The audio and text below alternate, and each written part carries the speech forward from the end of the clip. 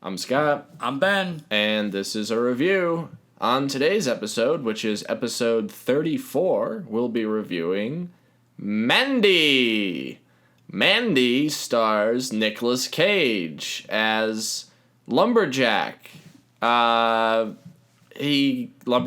wife gets burned by cultists, and what's his name? Lumberjack goes on a revenge murder spree. What did you think about Mandy, Ben? I thought Mandy was a mixed bag. Mm-hmm. On one hand, you have a really bold, obviously uncompromised, very unique, creative vision, right? Sure. But you also have that really having a lot of friction with the material, which, you and I would like to see pivot a lot more into full-blown action schlock and reveling, more like a Drive Angry movie. Yeah, I think it's funny when I watched the trailer for this, my first reaction was, okay, this is going to be a more balls to the wall version of Drive Angry. Mm. And when I watched it, I was like, I'd rather be watching Drive Angry. Like, Drive Angry, I think is executes this idea better. Yeah, because because Drive Angry never loses the sight that it is grindhouse schlock, and it's fun. Yeah, and this just commits to that art house, pretentious up its own ass. It has this false sense of weight to every single thing that's happening. Yeah, when nothing is happening, all this movie is some doped up Jesus freak sees a chick that he likes, which is Nicolas Cage's wife. He kidnaps her, and then when she won't fuck him, he kills her. And then Nicolas Cage gets revenge. That's the there's nothing else happens. That's the plot. Yeah. That's the whole movie. And I don't know, there's just all this dreamy, cerebral shit in the beginning where there's they're trying to make it seem like there's something deep going on, and there's not. Yeah. And it looks great to a fault. I think everything in this movie is too much. Yeah, like you said, it's one of those, every frame a painting, but in a very self-important, hyper-weighted. Yeah, and it's way. They're paintings that are almost so murky you can't even make out what it is. Yeah. It's it's beautiful, but then it goes too far, and it's oversaturated. Everything is red as fuck, which is it's kind of visually interesting at first, but then it just kind of gets old after a while, I thought. Well, I think this movie could have used a harsher edit. Like you said, this movie's so 2 slow. hours. Yeah, it's 2 hours. If you were to hack it down to an hour and a half, hour 40, yeah, you might that would markedly improve it already. Just because you wouldn't be reveling. I mean, there's scenes that sort of they're played out, but then they go for a little longer, and they're cool and sort of surreal, and you get a lot of this expressionism, and it kind of blurs the line between a film and I would say a graphic novel or a storybook. Yeah, it's very Fantasia-esque in some sequences, but I think in the hands of a more economical editor that was just okay, the point of the scene is done, we don't have to sit here forever and revel in this effect. Yeah, I mean, I don't know, it's I can revel in slow moving scenes. I love the new Blade Runner movie. I love the original Blade Runner. I love the remake of the not remake, the sequel with Ryan Gosling, 2049. Which both those movies are slow moving, long shots where almost nothing is happening, but the weight is earned because there's actually a deeper story going on. It's not just a revenge grindhouse murder movie. So when you have these long, drawn out scenes with Nicolas Cage trying to smirk at the camera and do these crazy kills, it's really weirdly jarring. And I love crazy killing in movies. I think it's great. And there's some really, really good kills in this movie. Oh yeah. But it's just undercut by this weird tone that just doesn't make you enjoy it as much as you should. Yeah, it needed to be less really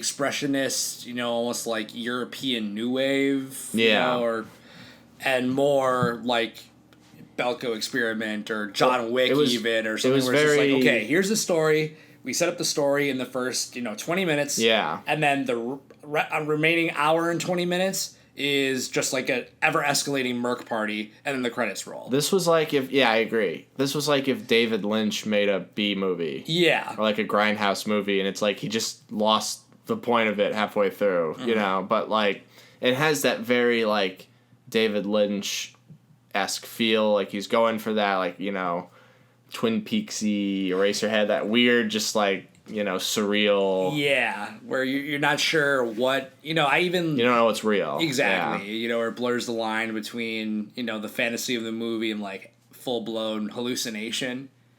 Which I think the way that they kind of set it up, there was some interesting world building with, like, the origin story, that little exposition dump from Mac about the cult was kind of interesting. I just wish it would have came a lot sooner. But then there's like weird stuff. Like in the beginning, they introduce the cult, and then they like cut to this black screen, and they have this big title that's like the name of the cult, like in slow motion, like zooming into the screen or away from the screen or whatever, and it's like. It's this weird, overly stylistic thing, and they never come back to it. There's like these weird little flourishes throughout the movie that they'll do one time and then just kind of drop it. And it's just like, okay. It doesn't feel like visually congruent with itself in a lot of ways. Yeah. And like a weird part for me was like, I guess it's part of the story that Nicolas Cage is like tripping on this crazy acid. But like there's weird stuff happening to him before he's on the acid. And then it, like, gets weirder when he's on the acid. But it's like he's in a different place when he's tripping. And then, like, the scenes don't really mesh together, which maybe was part of the point.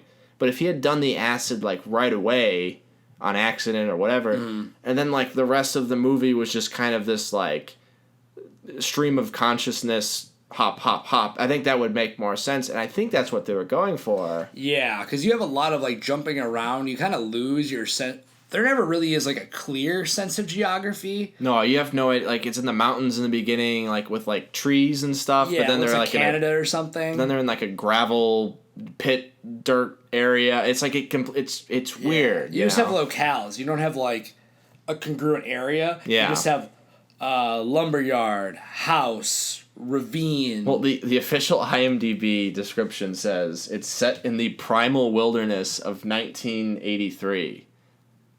Which it's like it sounds like they're about to tell you the location, and then it just says the year, which is like, okay, so this just takes place in 83? Like that's the location? Yeah. It's in 1983, United States. It's like, no, that's a year. That I will say though, openings shot, construction yard, very 80s. Every 80s movie started in a construction yard. And this has that synthwave, like, glorified 80s but not really 80s music, like that I Wish It Was John Carpenter score. And I like the score. I like the music. I like the color palette, like the red and purple and all that. The kills, like we said, are really good. Okay, so another thing that bothered me that I wanted to like is the cult guys summon these, like, Hellraiser demon guys. Yeah. Which we weren't sure if they were actually... I think they were supposed to be actual monsters or demons, and you thought they were just, like, hopped up on the acid and were, like, really fucked up. Yeah, they're, like, way far gone, because they sort of blur the line between being a creature and being a human. They're very humanoid. Well, they have arms and legs, and they look like people in suits, but they also have, like... bumpy skin, and they're kind of reptilian. You don't really see them clearly. Their eyes are kind of overly dilated and black, but they also have like claw hands, and like one of them has a big knife dick. Yeah, which might just be an apparatus, and the same with snarl and roar too. And one of them gets shot in the neck and just kind of pulls it through his neck and then keeps going.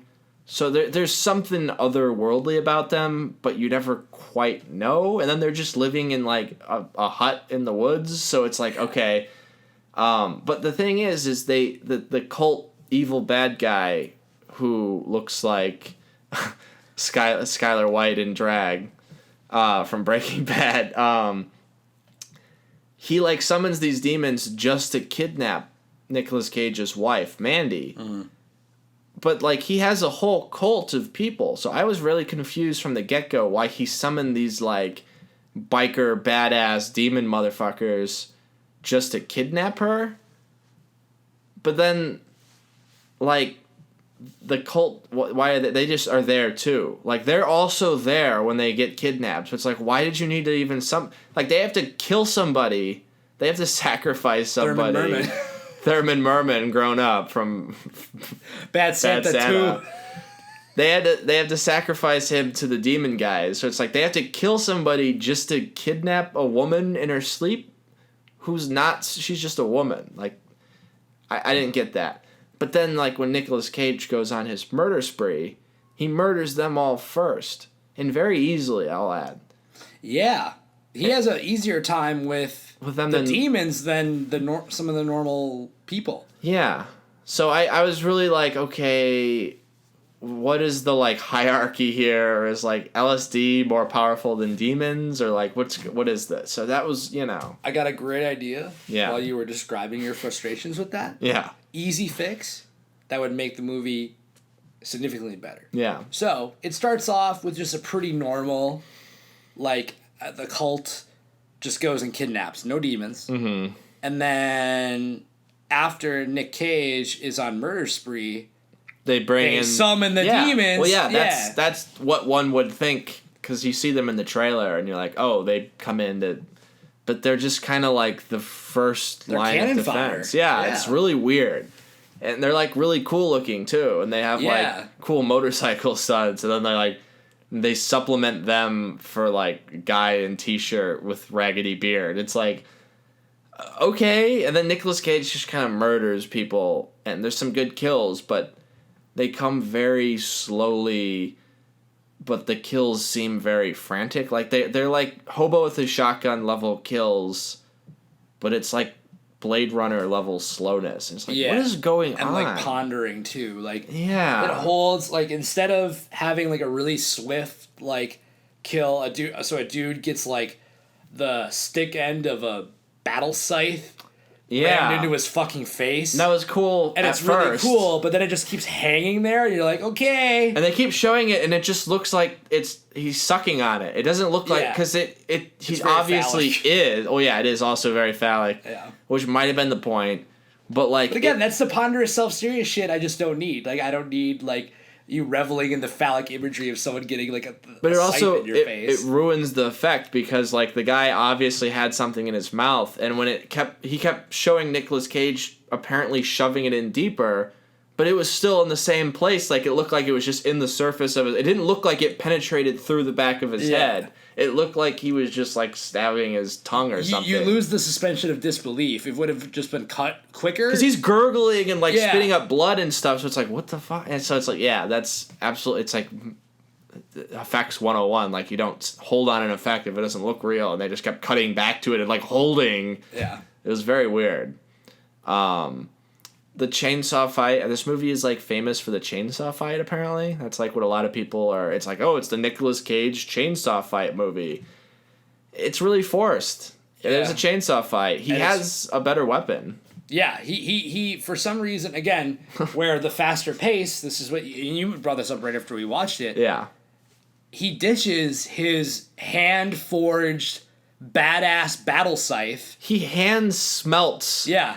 Of fucking battle axe. It's like custom made, like the thing. It's really badass. Yeah, it's chrome. And then like amazing. For no reason, he sees a chainsaw and is like, oh, that would be badass. And then, like, goes over and, like, as he's revving it up, he's walking towards a guy, and the guy's like, huh? And then he just, like, goes off screen and comes out with the chainsaw also. And it's like, so these guys just have chainsaws lying around everywhere. Which, once again, in a sillier, less self-important movie, that could just work. Like, if they had the chainsaw fight out of nowhere, and if it was faster, you wouldn't have time to be like, this is dumb. Or if it was a little more clear that they were in a lumberyard. If they had just been like, they're back in the lumberyard. Yeah, I didn't know. There would be a chainsaw. I had no idea. That was going back to, there's really no sense of direction. Geography. Yeah. So you kind of get an idea that you're in the lumberyard, but like you said, if you're, caught up in all the visuals and just, like, being confused of where we are. Well, it's very hazy. Yeah. All the time. Also, like you can never quite see what's. It's like very disorientating. The whole movie. And that chainsaw fight ends with a nice kill. But, which is straight out of Dead Rising, by the way. It's one of my favorite Dead Rising kills. Adam the Clown. Yeah. But it's just, it kind of brings us to the performances, which once again, we're kind of going a lot. I think a lot of this review is informed by our expectations going into this movie. Yeah. Which were kind of high, because, like, this movie had a badass trailer, and a lot of people are talking about how this is really great, and how this is Nicolas Cage's best performance in years. He's not performing. He's just yelling.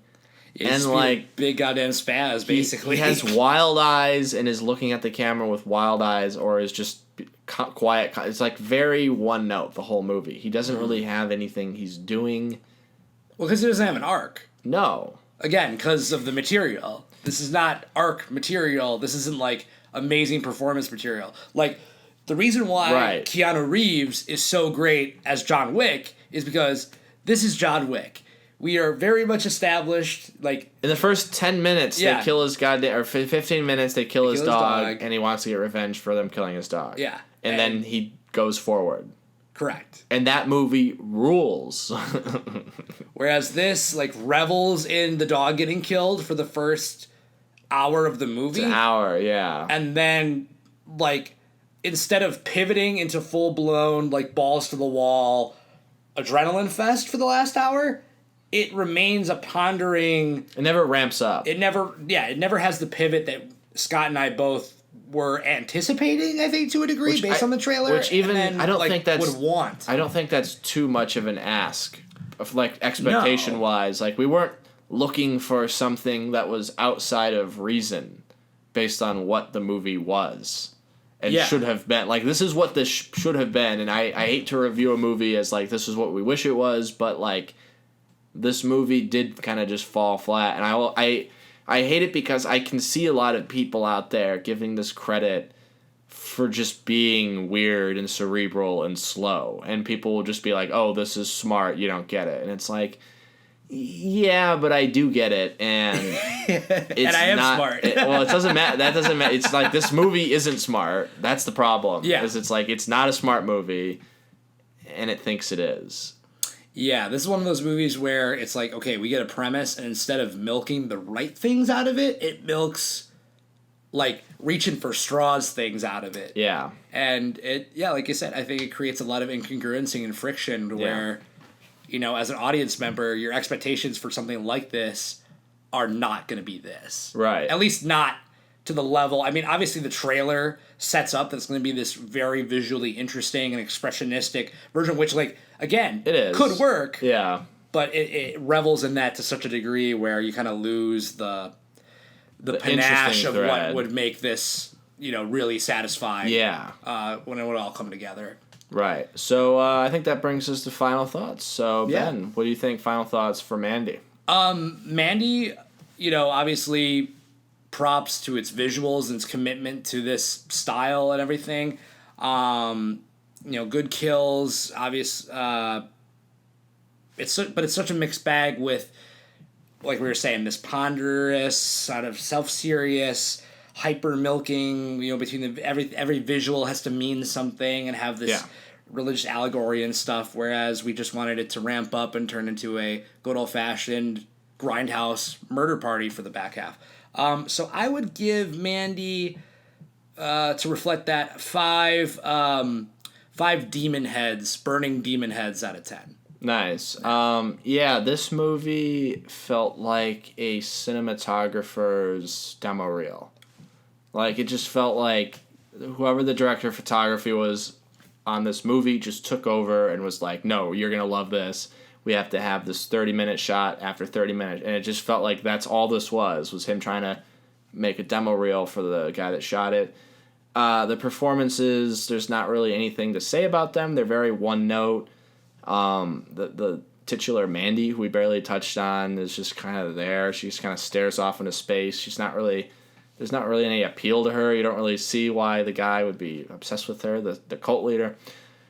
And yeah, like you said, there's some good kills, but it takes a long time to get to them, and they are good, but it's just they don't even pull them off in a satisfying way. It's like I would be watching a great kill and still be rolling my eyes because the movie couldn't just do it and move on. Mm-hmm. So it just really put a bad taste in my mouth overall, and I was disappointed with this. So I think I would give Mandy.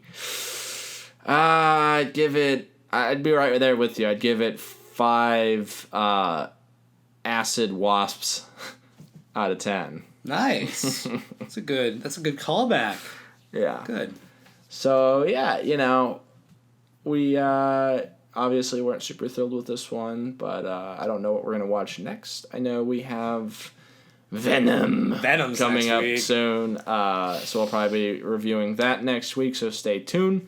I know we were a little late this week. Not that anyone really cares about our schedule, but I noticed we just had weird schedules, and we it's weird because we usually watch movies every Monday in the theater, but we watched this on demand on like Amazon at home, and we had a much harder time trying to find a time to watch that at home on demand. They're just like committed to going to the movies like they usually do. Yeah, so that was a weird thing. But anyways, as always, I'm Scott. I'm Ben. And this was a review. Thanks for listening.